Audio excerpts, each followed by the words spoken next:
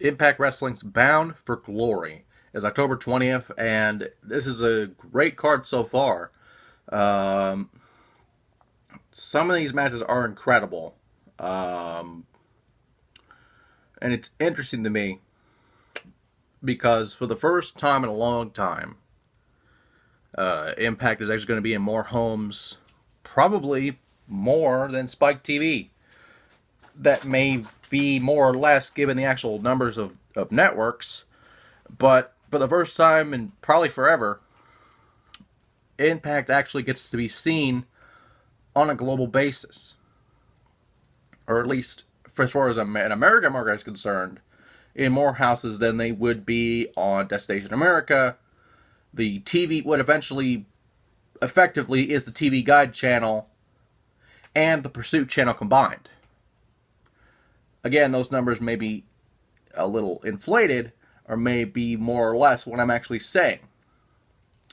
At the end of the day, though, this is one of Impact's premier events, and they will be going live. Effectively, they are showing some of their best pay-per-views. Of course, last night they showed highlights and basically almost the entire card of Homecoming.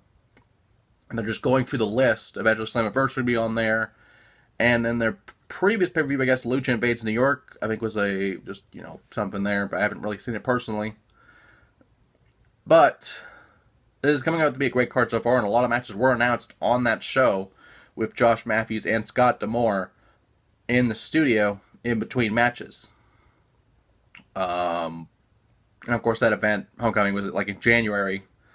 So you can kind of just throw the matches at will, which is kind of good for Impact, kind of introducing their fans to the show, and introducing new eyes to the show, especially since Access TV has Women of Wrestling on there every Saturday night, and of course they have New Japan.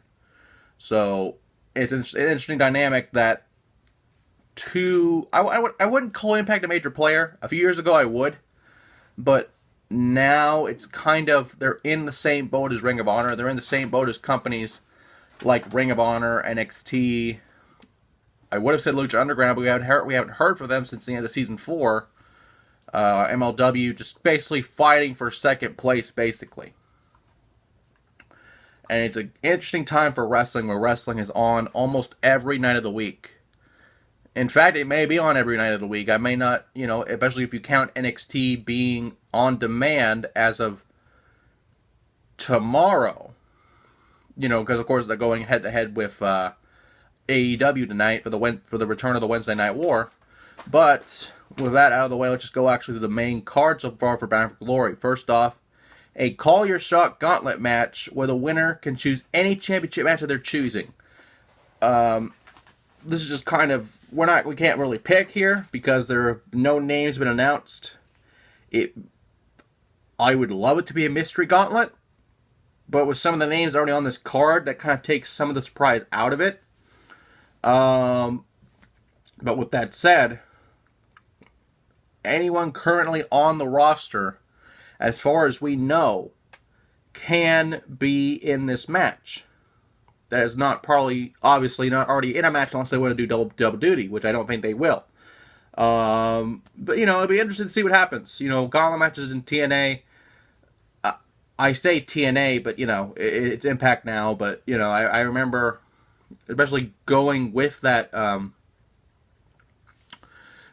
card in the Asylum. I remember all the way back to NWA TNA and seeing the rise and fall of TNA in a way, and kind of, I guess, what you can call a rise again of TNA.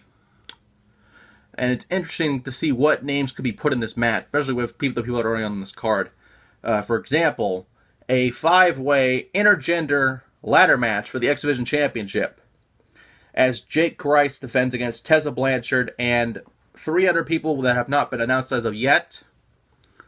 We'll see what that is, but as the weeks go by. But for right now, I think Tessa makes history. Tessa, honestly, male or female, is one of the best wrestlers in the world right now.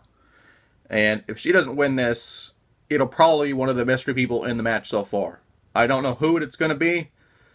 Going to be in the match, but if this was just straight one-on-one, Tessa wins it. Speaking of the women, Taya Valkyrie defends against Tennille Dashwood, formerly known as Emma in WWE, formerly Tennille Talea in the Indies. And of course, we've seen Tennille in AEW in the past, in Ring of Honor in the past. Taya, obviously, in Lucha Underground in the past, AAA, and has been the longest reigning Impact Knockouts champion, probably in history. Or at least that's what they're saying. I have to look at the numbers to confirm that, but, holding it since January, like we saw last night on that replay of Homecoming, holding it since then, that speaks volumes. Even if it isn't the longest reign in history, you've held it pretty much the entire year. That speaks volumes to me. And with that being said, this is their big show, so if there was going to be a title change, Tennille would win it, but I feel Taya will retain. In a 6-man tag, the Rascals, Desmond Xavier, Trey Miguel, and Zachary Wentz face the legendary Dr. Wagner Jr. and 2 mystery men in a 6-man tag. I have to go with the mystery team because you could bring people from AAA, from CMLL, just all over the Mexican scope. You could bring legends. You could bring LA Park. You could bring, just thinking of the names of the past in Mexico, you could bring the fucking Ultimate Dragon. Fucking Ultimo Dragon if you wanted to. Had a thing in Mexico for a while. And just thinking of the Mexican landscape right now. And I don't know it as well as I used to. So names may be a little sketchy.